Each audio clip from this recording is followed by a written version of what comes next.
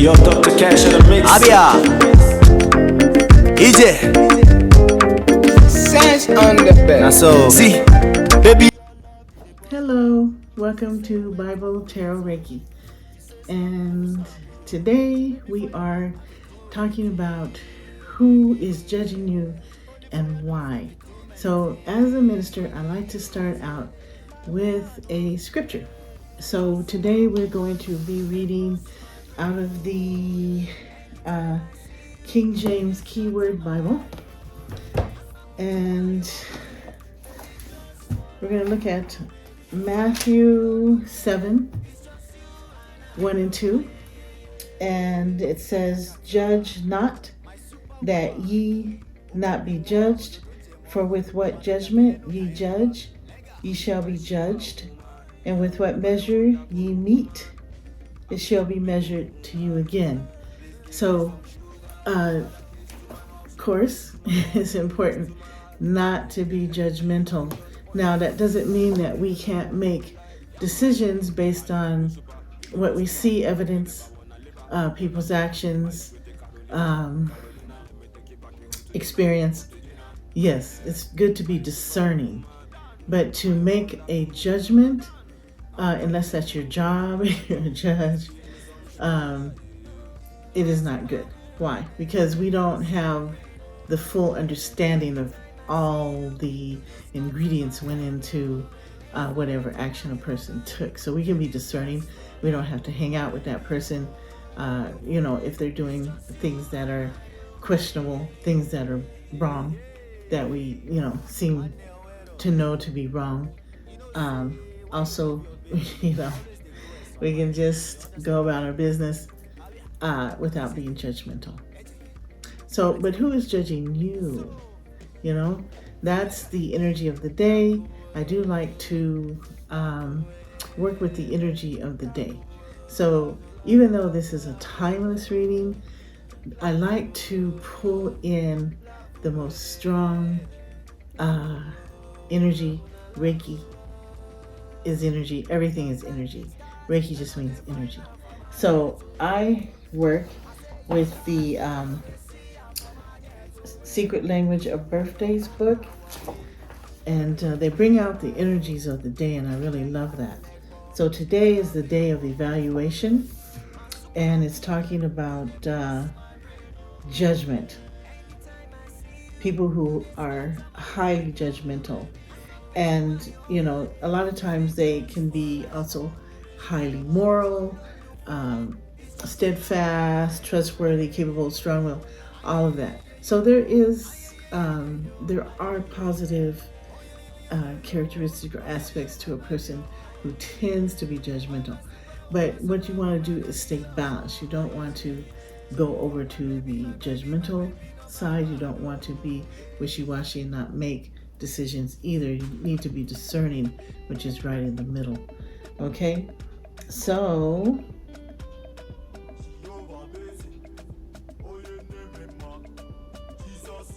who is judging you? Now, I'm going to pull out some tarot cards so that we can look into who may be judging you.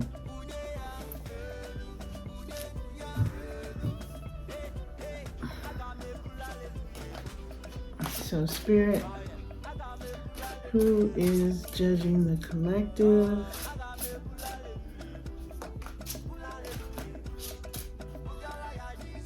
Who is judging the collective?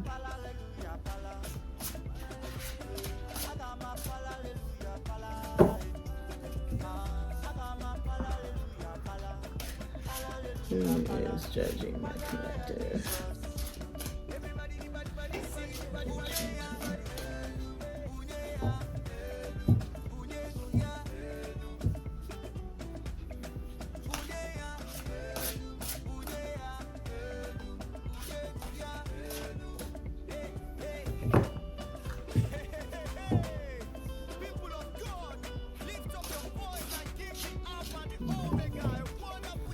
Who is judging the collective?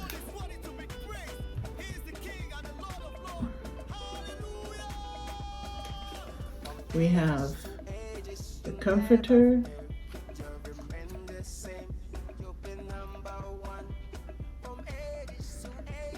the Seven of Swords,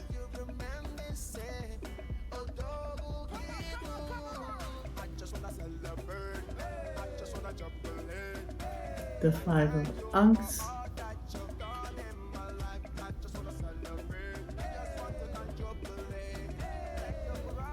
and the Chariot.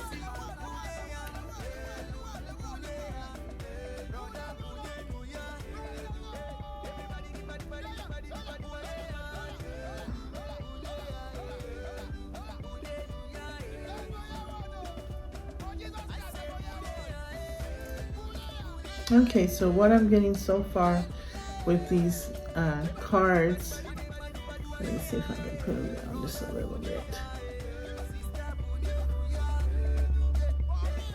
What I'm getting so far with these cards is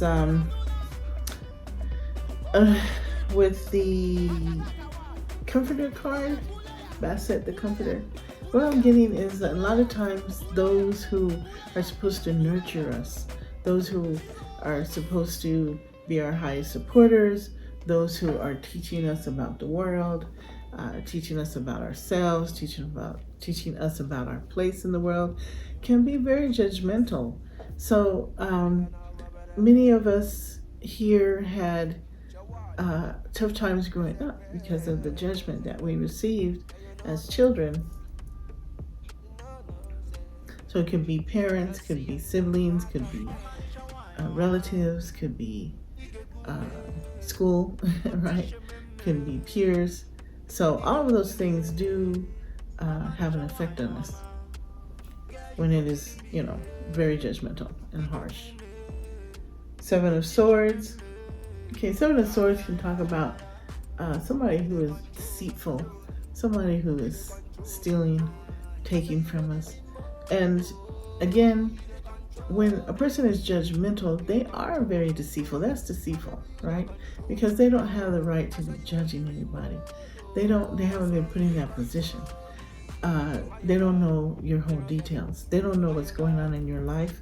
They don't know, anything much except for what you allow them to know. Maybe some chatter, some gossip. A lot of times gossip chatter is not accurate. So they're making decisions based on things that are not factual for the most part. So, that's deceitful. You don't make a judgment based on inaccurate information. This is the Five of Ankhs. And the Five of Ankhs often talks about crying over spilled milk. And so you see the young man is standing there. He's kind of upset because there's 3 Ankhs on the ground, and they seem to be ruined. But he's not looking at the 2 Ankhs that are behind him that are perfectly fine, right? And so this can talk about not seeing the positive, always focusing on the negative. And a lot of times when people are judgmental, that's exactly what they do. They want to focus on the negative, right? So if you're around people who are like that, you are probably going to be judged, right? So you want to kind of stay away from that. You want to stay away from that energy yourself, because that will affect you also. The Atet, the Chariot, right? So the Chariot's talking about going places, right? Going what destinations, right? So the destination that we want to be considering today is going away from judgment, right? Going into discernment, being discerning, being able to see a situation and know how to react to it, right? Without judgment. So that Chariot is saying, okay, the collective can understand the situation and they can make judgments. They can not make judgment. They can discern correctly according to what they see. So let's see. Let's get some more information about who is judging. So, people who judge us can be anybody in our lives. It can be family members, it can be workmates, it can be neighbors, it can be, right? All right, so we have trust your innocence. All right, whoops. Card wants to says trust your innocence. What else do we have? For the collective without judgment, who is judging them and why?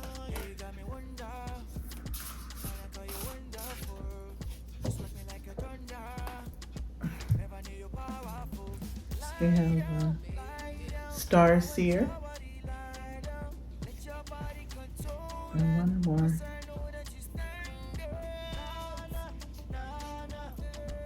Surrender. Okay. So with the Trust Your Innocence card, the best way to counteract being judged is to know that you are being unfairly handled, right? You're innocent. Trust your innocence. Don't allow people's judgmental ways, words, actions to sway the way that you feel about yourself, right? Trust in your innocence. Stand in it. It's your power, right? Regardless of what people say. Star Seer. Okay, so Star Seer. So you should be able to see the star qualities within yourself, right? Now this is usually talking about maybe looking at the stars, maybe looking at the heavens. And, that's not necessarily incorrect either, because we want to be able to see the divinity in ourselves, the divinity in others, even when they're being judgmental. You can see the divinity in everybody. You may not like the way that they're acting or what they're saying at the moment, but you can see the divinity within them. That doesn't mean that you need to accept them into your life, into your friendship circle, because they are not seeing the divinity within themselves. They're not seeing the divinity within you, that star quality. So therefore, it's probably not a good idea to be around those people. The next card I have is surrender, right? Surrender to your own innocence, right? Surrender to your own divinity, right? And know that those things are there. Surrender to that. Give in to that. Know it. Own it, right? Own it. Know it. Put these cards back. Okay, so let me pull, let's see.